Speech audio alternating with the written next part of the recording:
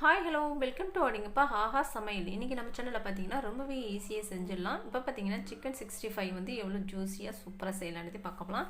அது மட்டும் இல்லாமல் நம்ம சின்ன சின்ன வீட்டில் யூஸ் பண்ணுற சின்ன சின்ன பொருட்களை வந்து எப்படி யூஸ் பண்ணலான்றதையும் சொல்ல போகிறோம் ஃப்ரெண்ட்ஸ். அதுக்கு முன்னாடி நம்மளோட சேனலை சப்ஸ்கிரைப் பண்ணுங்கள், பக்கத்தில் இருக்கிற பெல் ஐக்கனையும் கிளிக் பண்ணிக்கோங்க.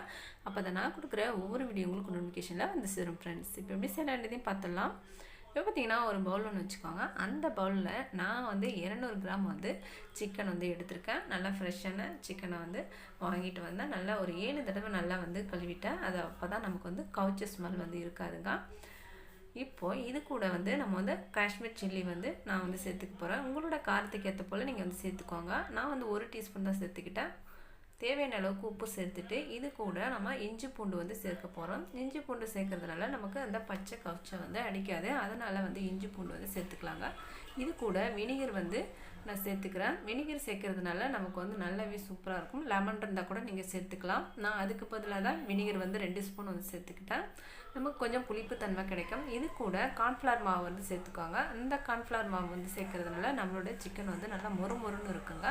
அதுக்காக நான் வந்து சேர்த்துக்கிறேன். ஒரு 2 ஸ்பூன் வந்து சேர்த்துக்கோங்க.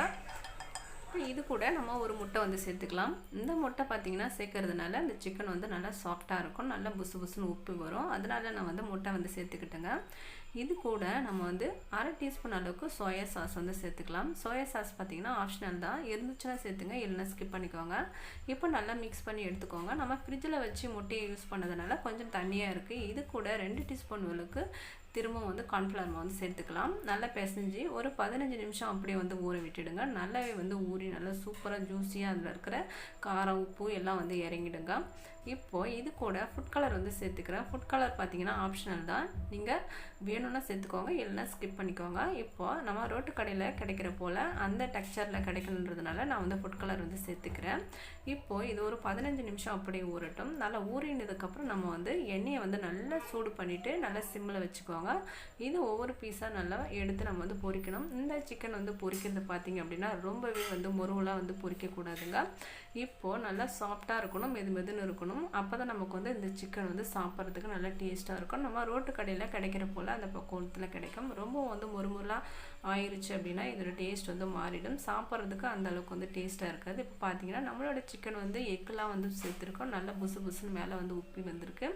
இப்போ இது பார்த்திங்கன்னா நல்லா இதமான சூட்டில் பக்குவமாக வந்து நல்லா பொரித்து எடுத்துக்குவாங்க. நம்ம வீட்டிலேயே சுலபமாக சிம்பிளாக நம்ம இருக்கிற பொருளை வச்சு ரோட்டு கடை ஸ்டைலில் வந்து சிக்கன் வந்து ரெடி பண்ணியாச்சு. இந்த சிக்கன் பார்த்திங்கன்னா நல்லா சாஃப்டாக இருக்குதுங்க, சாப்பிட்றதுக்கு நல்லா சுவையாக இருக்குது. கண்டிப்பாக வந்து இந்த சிக்கன் வந்து வீட்டில் நீங்களும் வாங்கிட்டு வந்தீங்கன்னா இதே மெத்தடில் வந்து ட்ரை பண்ணி பாருங்கள்.